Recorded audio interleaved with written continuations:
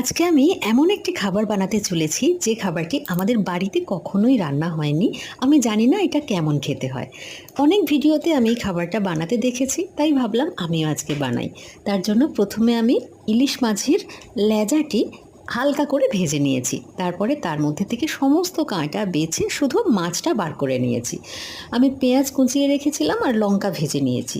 এরপরে আমি লঙ্কাটা ভালো করে গুঁড়ো করে নিচ্ছি। এর মধ্যে আমি পরিমাণ মতো নুন দিয়ে তারপরে ওই যে পেঁয়াজ কুচিয়ে রেখেছিলাম সেগুলোও ভালো করে মাখিয়ে নেব।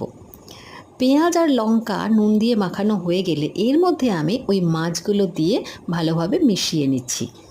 আর একদম শেষে আমি এর মধ্যে দেব ওই ইলিশ মাছ ভাজার পরে যে তেলটা বের হয়, মানে ইলিশ মাছ ভাজার তেল। আবার সব কিছু ভালোভাবে মাখিয়ে নিলাম। জানি না এটা কেমন খেতে হবে, আমার তো ফার্স্ট টাইম। আপনারা যারা খেয়েছেন কমেন্টে অবশ্যই জানাবেন আপনাদের ইলিশ মাছের লেজা ভর্তা কেমন।